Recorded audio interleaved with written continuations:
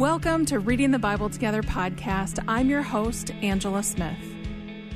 There's that old adage that if you find the perfect church, you better not join it because then it'll no longer be perfect, right? Right.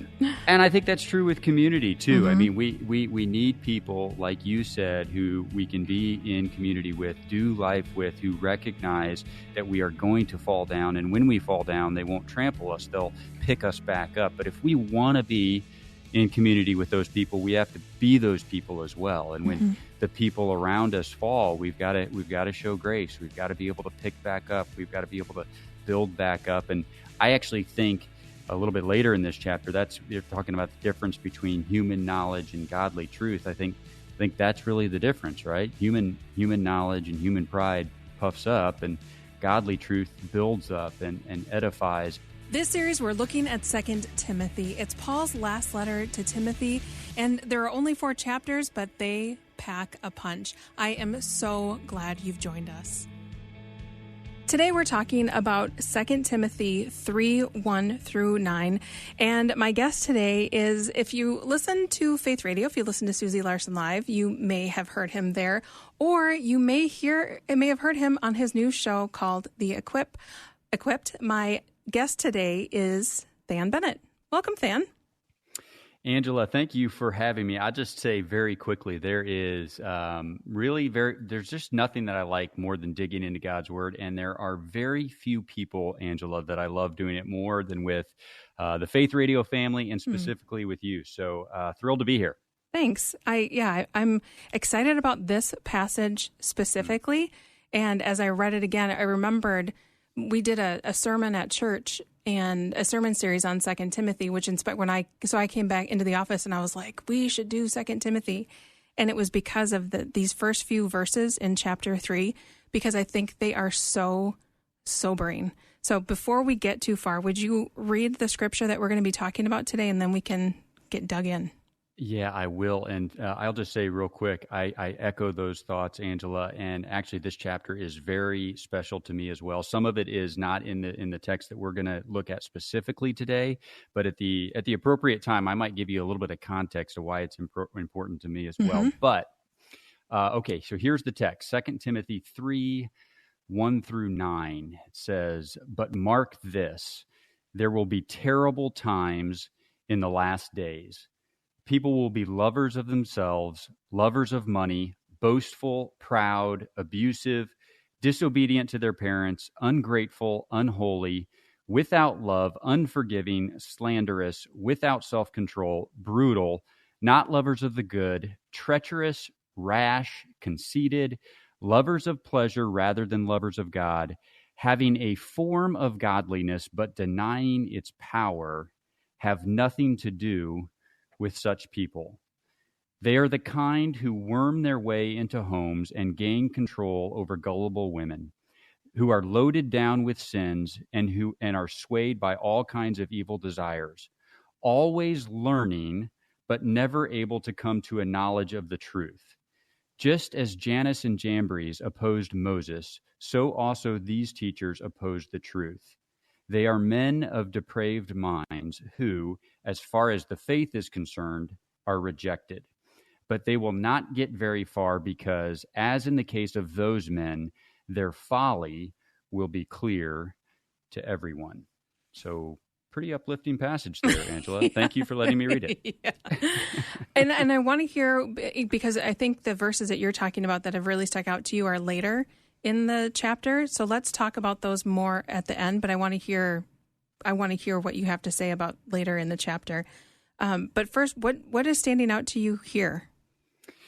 Well, I think much like you said to open the show, I think there's just so many analogies to today, honestly. I mean, I read that passage and I think about circumstances of today. And, part of the context that I alluded to, much of it is later, you're right, so we can hold that. But some of it is actually earlier, Angela, in the beginning of this letter, Paul's letter to Timothy. He's talking about how we as Jesus followers can have lead lives of power and love and sound minds, right? I know you've already talked about that, but the opposite choice of that is that we'll be paralyzed with fear. And so when I look at this chapter, I see things that are happening around us in our world. And I think that is causing many of us to lead lives of fear, and that we are paralyzed by that fear because of these very things that are mentioned here. And so I kind of look at the context of how Paul started this letter, and then look at how so many of these things are happening today, and how there is a tendency for us to be drawn into lives of fear. But really, right at the outset, before Paul even warned us of this, Angela, he said, look, it's almost like he was almost softening the blow. He was going to say, I'm going to tell you about some bad things, but first, I want to give you the promise that this is the life you're supposed to lead. And now let me warn you about some things that are coming. Yeah, what I found sobering about this is in verse 5, where it says, having a form of godliness, but denying its power. That's what stuck out to me, because all of those things that are listed above could be someone, could be me, could be, Jesus kind of, he like upped the ante when, you have heard it say, do not murder, but I tell you, if you hate someone, then you've committed murder. So, we're seeing all of these things that we would, those of us who are following Christ, we go, oh, well, I've dealt with this, I've dealt with that. But I think there are different forms. Like for me, pride seems to be the thing that always comes up for me again and again. And so I found it very sobering that, God, do I have a form of godliness, but I'm denying God's power, and I'm allowing myself to live in a way that is described by some of these words? Am I doing that? And that's what I found it so sobering. Search me, Lord. That's where I need to start, is search me, and don't allow me to deny the power that you have to like clean house in me and in my heart.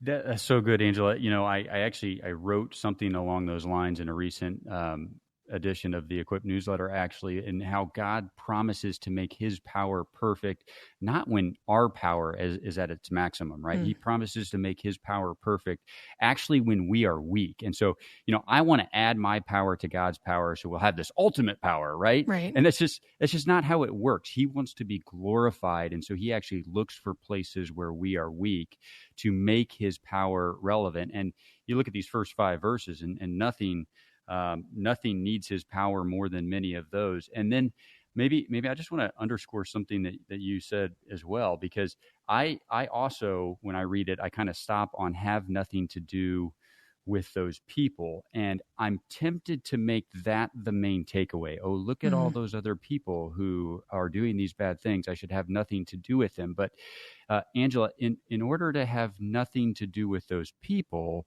we've got to start by not being those people, right?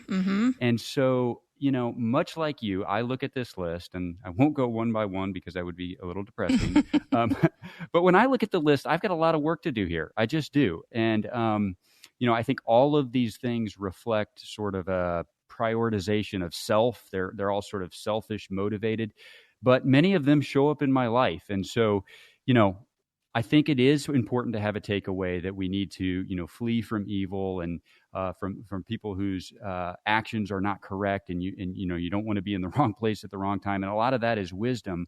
But first, I think I need to look in the mirror and consider where my life embodies some of these things. And if I start by cleaning those out of my life, then I can shift to ensuring that I'm also not in close proximity to those who are doing the same. And I think another thing that's really important is the community aspect of this. I mean, there are some things, when you have trusted friends who have earned the right, I guess, to speak into your life, we all have blind spots. And I'm always so grateful when someone, maybe not in the immediate moment that they're pointing out my blind spot, but, that someone loves me well enough to say the hard thing. And so I think this is something that's important to have really safe, honest community where you are allowing people to speak into your life. I was having a conversation recently with some friends, and we were talking about someone that's in a position with a lot of influence. And as far as we could see, there wasn't anyone who was allowed to speak honest truth. Do you know what I mean? I and do. and I think it's really dangerous to surround ourselves. We all have influence. If we surround ourselves with a bunch of yes people, and versus people who are allowed to say the hard truth to us.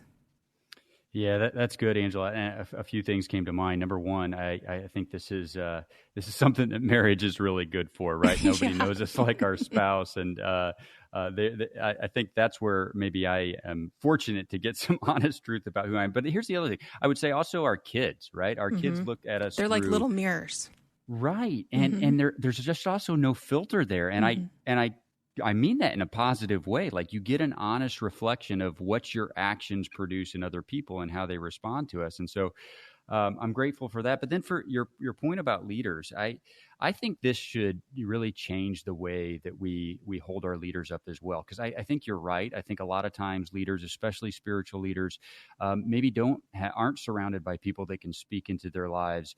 And some of that is their responsibility to set up.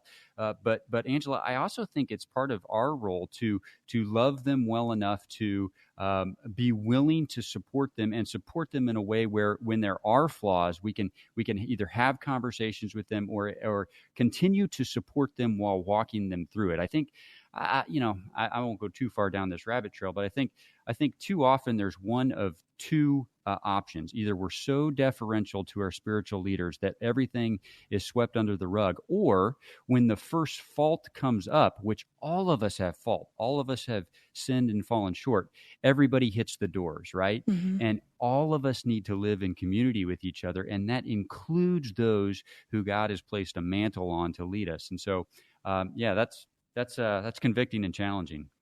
Yeah, and as you were talking, I was thinking about how something that happened recently. I was asked to take a position at my church.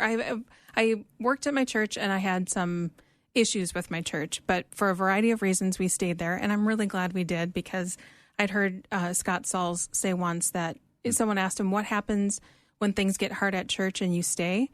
He said, growth. Growth happens. And I have a personality where, there's conflict and there's pain, so I'm out of here.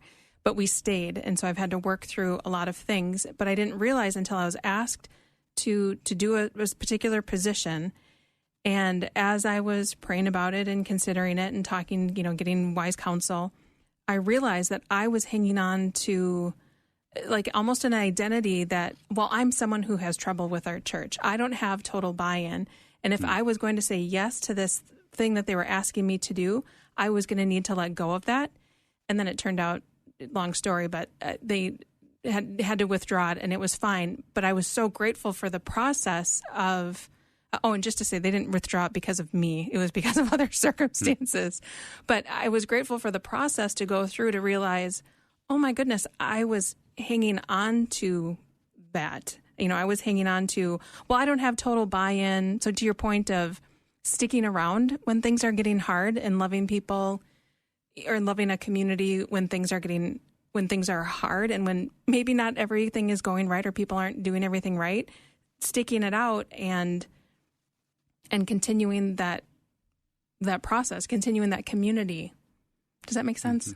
It totally does. And Scott Sauls has been an important voice in my life as well. It's interesting because, he and I probably come down on have different opinions on various things that are, maybe policy based or human based, but he has been so prescient in my life in understanding actually the importance of bringing on additional perspectives to look at things. So I'm glad you brought him up. But, there's that old adage that if you find the perfect church, you better not join it, because then it'll no longer be perfect, right? Right. And I think that's true with community too. I mean, we need people, like you said, who we can be in community with, do life with, who recognize that we are going to fall down. And when we fall down, they won't trample us. They'll pick us back up. But if we want to be in community with those people, we have to be those people as well. And when the people around us fall, we've got to show grace. We've got to be able to pick back up. We've got to be able to build back up. And I actually think a little bit later in this chapter, they're talking about the difference between human knowledge and godly truth. I think that's really the difference, right? Human knowledge and human pride puffs up, and godly truth builds up and edifies. And You mentioned that I've had a lot of conversations with Susie over the years, and one of the things that we come back to the most frequently, Angela, and one of the things that God has been working in my life, just over years, and it's been slow growth, and there's still work to do, but it's just this idea of what does it mean for iron to sharpen iron, you can't have you can't be sharpened. I can't be sharpened unless I actually am coming into contact with other people that have rough edges that are different than mine. And so I have rough edges. They have rough edges. We have different views. They're going to clash. They're going to conflict. They're going to rub up against each other. But at the end of the day, if what we are ultimately pursuing and standing on is ultimate truth, and if we both are willing to be refined in that fire, then that's what's going to happen to both of us. But, my natural inclination is to avoid those kind of conflicts, or to just try to knock off the other person's rough edges. But if I want to be sharpened, I've literally got to come into contact with those people who come at it from a different perspective. That's so good. And this chapter continues to go on and be even more sobering with the kind of, they're the kind that worm, the people that they're talking about are the kind that worm their way into your homes and gain control over gullible women, loaded down with sin, swayed with every desire, always learning, but never coming to a knowledge of the truth. I find that really sobering too. Like, people talk about the longest trip is the distance from your head to your heart. But you can have a lot of Bible knowledge without really knowing the Lord. That's kind of what I'm seeing there, that you have a lot of knowledge, but not knowing the truth. Mm-hmm. Yeah, and I think that is the main thought that I was referencing, talking about the difference between human knowledge that puffs up and then godly truth that edifies. The pursuit of human knowledge, Angela, I think it's a good thing, right? Our Creator made this universe. We should desire to know more about His creativity and what He created, but it can also be the very thing that keeps us from leaning on God's wisdom, because we will never get to a point where our knowledge of what He has created can compare with the Creator. And so I think as we pursue knowledge, we just have to do it against that backdrop. And I think maybe the other thing I would say there, and I think this is where that context from the beginning of the letter about the lives that we should lead comes into play here. If we're leaning on our own knowledge, that will lead to fear. And we will be ensnared. We will have paralysis. We will be ineffective, and we'll be void of that power and love and sound minds that we're promised. But if we're pursuing knowledge of the created, but ultimately leaning on the Creator, then I think that's when we step into that promise of lives that are infused with those three things. And again, I know I sound like a broken record, but who among us, Angela, doesn't want to lead a life of power, love, and sound minds? I think that's why Paul led with it. And I think, then he moved to all of these dangers. But then he actually circles back and promises that you can overcome them. Right. And that's the gospel message. The gospel message is that Jesus came so that we could have life and have it abundantly. Mm-hmm. And, but right before that, it's be careful, because the enemy comes to steal, kill, and destroy. As you were talking, it reminded me of just a couple of episodes. I was talking with Carmen LaBerge, and I actually brought up in one of your episodes of The Equipped, you talked about the Tower of Babel. And then what else did you were... Yeah. So when the people were building the tower, they were trying to be like God. They were trying to attain an understanding of God. They were trying to be godlike. And ultimately, God had to come down and disrupt their plans. But I was struck by how he did it, Angela. He did it by causing a confusion of language. And again, there are lots of beautiful languages all around the world, but what happened at Babel, I think, is also happening today, which is we are not able to share basic building blocks of language. And when I say something, you hear or understand or articulate something different. And when you say something, I hear or understand or is articulated to my brain something different. And so we're saying the same words and they mean different things to each of us. And there's a confusion of language. And so what I wrote about was we as Jesus followers need to come back back to a place where the shared language that we have is the shared language of the gospel. It doesn't mean we agree on everything, but it means that we agree and share the language of the fundamentally important things, the redemptive work that was done on the cross, and all of the other stuff that will pass away one day, Angela, all the stuff that will burn. It becomes inferior to those things that are absolutely fundamental and that we share a common bond in. Yes, that's exactly it. That's what I was talking about.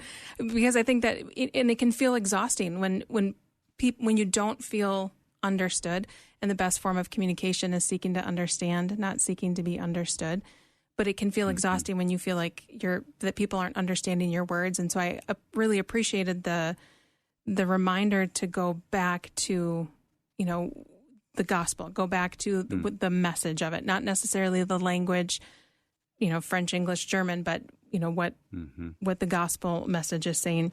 So I want to, before we wrap up, I want to hear more about what you were, what else from this chapter has struck you.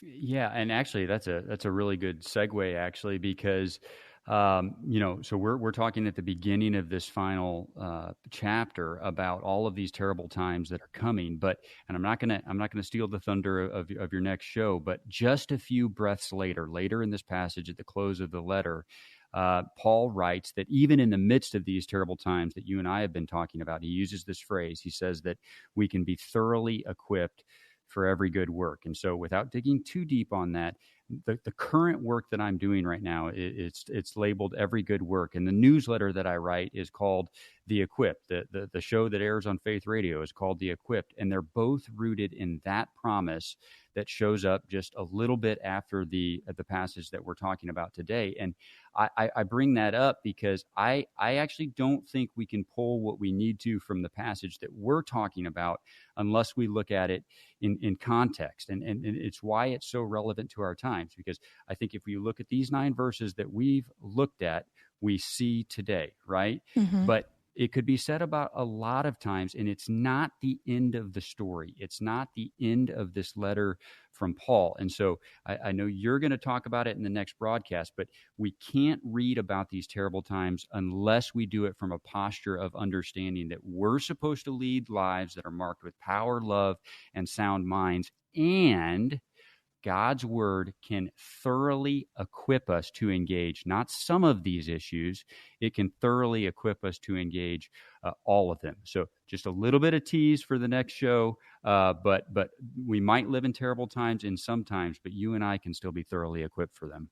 And I think that's why it's so important to be rooted in God's word. And it just feels really important, especially in the days that we're living, to not only stay equipped in his word, but also Paul's letters feel so applicable to the world that we're living in now, and the way that, just like you said, the way that we can operate in it, that we don't have to come from a place of fear. We can come from a place of being equipped. Yeah, so good. Than, thank you so much for taking the time to do this. Is there any last thought that you had before we wrap up? I just love Paul's letters. He opens so many of them by saying, "I thank God every time I remember all of you," and then he proceeds to sort of smack us around a little bit with reality, right? Mm-hmm. But then he always closes with encouragement. And so I appreciate the chance to be able to dig in here. What a priceless piece of God's word. Thank you again for taking the time to do this. Thanks, Angela. Thank you for joining us for this conversation about 2 Timothy 3, 1-9. If you'd like to find out more about Than Bennett, you can check out the show notes. Make sure you subscribe to the podcast so you don't miss any episodes. And we'll see you next time for 2 Timothy 3, 10-17. The Reading the Bible Together podcast is a production of Faith Radio and Northwestern Media. Hosted, produced, and edited by Angela Smith. If you've enjoyed this podcast and want to hear more, consider financially supporting Faith Radio. Find more information at myfaithradio.com. Being the new person can feel intimidating, but we want you to know you belong, and we're so glad that you're here. We're excited that God is working in your life and that you're joining us in the mission field to tell the whole world about Jesus. So, introduce yourself, and we'll send you a special free gift to encourage you with information about who we are. Request your free welcome pack today at myfaithradio.com. That's myfaithradio.com.